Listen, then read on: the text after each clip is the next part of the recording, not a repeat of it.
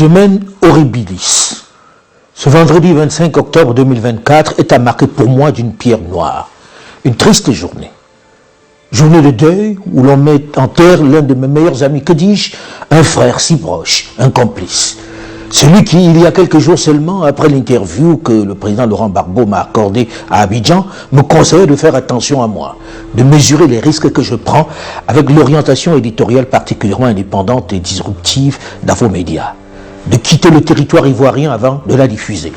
Je le rassurais en disant qu'on n'en était pas encore là, que je ne faisais rien d'autre que mon boulot. Il m'a demandé d'être plus prudent quand même. Hama Amadou, tu laisses un tel vide dans ma vie, tant personnel que professionnel. Un tel vide dans notre famille. David, mon fils, dont tu t'es toujours soucié de la santé et à qui tu rendais visite à chaque passage à Paris pendant sa longue et pénible maladie, est affligé. Il ne s'en remet pas.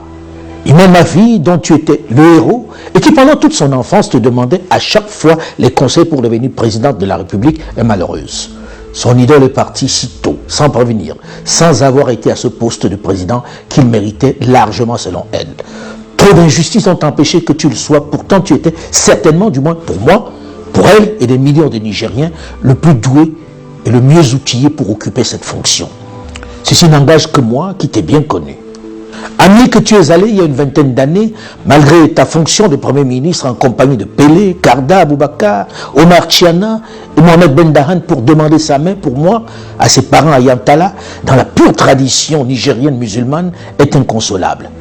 Il faut dire qu'elle a été la dernière à te voir il y a quelques jours seulement à Niamey, lorsque tu es passé pour lui demander de m'inviter à la grande prudence. Les souvenirs de toi nous assaillent, surtout les soirées ensemble pendant l'exil forcé par tes adversaires politiques. Les précieux conseils aux enfants, les milliers de discussions sur l'avenir de l'Afrique, sur les textes fondamentaux, sur les choix économiques de nos dirigeants, sur les pressions exercées sur eux, mais également sur le fait religieux, sur les traditions africaines qu'il faut absolument restaurer. Hier soir, en sanglots, elle revenait au téléphone sur ta décision de rentrer au Niger. Sur cette soirée où, inquiet pour toi, nous te prions de ne pas te livrer à tes bourreaux. Tu as pris l'avion et tu es allé affronter ton destin. Tu es allé te livrer à Niamey.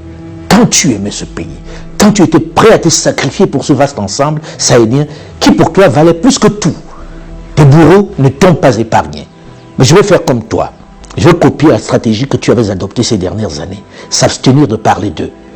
C'est pourtant très difficile parce qu'alors que tu n'étais pas encore refroidi, certains, manquant une occasion de se taire, ont d'un coup, à la stupéfaction des Nigériens, claironné qu'ils étaient tes amis, tes proches. C'est vrai, la mort vient mettre fin aux batailles. C'est pourquoi je préfère ne pas m'appesantir sur ces imposteurs qui n'ont pas hésité à descendre la pratique politique en dessous de la ceinture. Que Dieu leur pardonne leurs errements. Je vais éviter, au moment où tu nous laisses orphelins de toi, de raconter ton parcours comme le font déjà, avec plus ou moins de talent et de justesse, de nombreux médias. Ta vie politique, elle ne fait pas l'ombre de débat. Tu as été un grand homme d'État tellement amoureux de son pays que tu as même choisi, après le putsch militaire de juillet 2023 et la rupture avec la France, de prendre le chemin de retour sans garantie, juste pour montrer ton soutien aux nouvelles autorités et dénoncer le choix des sanctions de Paris. Depuis cette date, tu as refusé d'y retourner, prenant sur toi d'aller suivre tes soins médicaux jusqu'en Inde.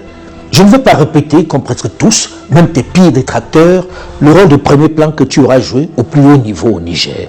Depuis Sékou Touré, dont tu étais le directeur de cabinet des août 1985, jusqu'à ta dernière fonction de président de l'Assemblée nationale.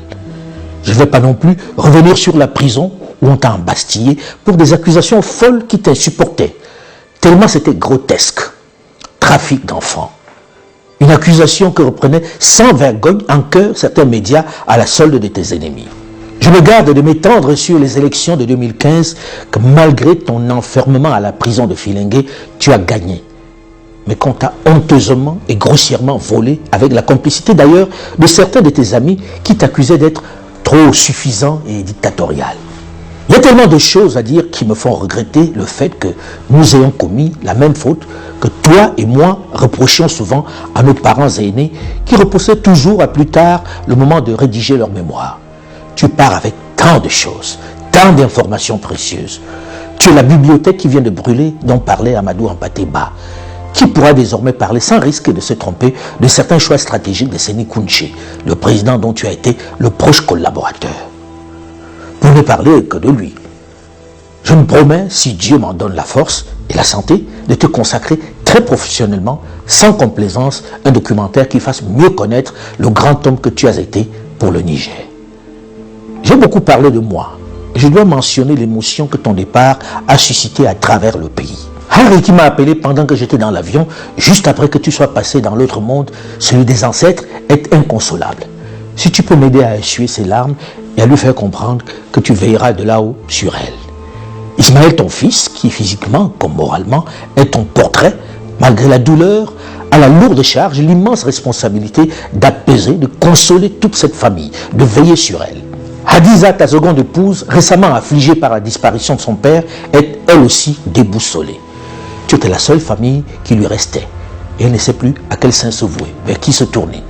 Je sais que de là-haut, tu parviendras à apaiser sa douleur et celle des enfants, Lalia, Eliane, les jumeaux dont tu as si durement porté la croix et à qui on continue de cacher ton départ pour l'au-delà. Ils n'ont même pas eu l'opportunité d'effectuer le déplacement de Cotonou pour venir t'accompagner à ta dernière demeure. J'espère qu'un jour, ils pourront venir s'incliner sur ta tombe à Youri. Je caresse le vœu que les esprits s'apaisent et que les batailles d'hommes auxquelles tu as si activement participé soient remplacées par un peu d'humanité pour eux. Ma grande frustration est de n'avoir pas eu la chance d'être à Niamey pour te faire mes adieux aujourd'hui.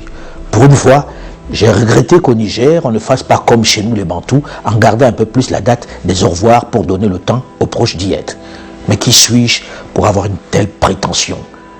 Et puis les Nigériens de tous horizons t'ont fait des adieux à la mesure du personnage que tu as été. J'espère que de là-haut, tu as vu ces hommages, ces adieux poignants. Puisse le bon Dieu te réserver une place de choix auprès de lui. À bientôt, puisqu'on se retrouvera de toute façon, à un moment ou à un autre, là-bas. Je ne pense pas que les choses s'arrêtent ici.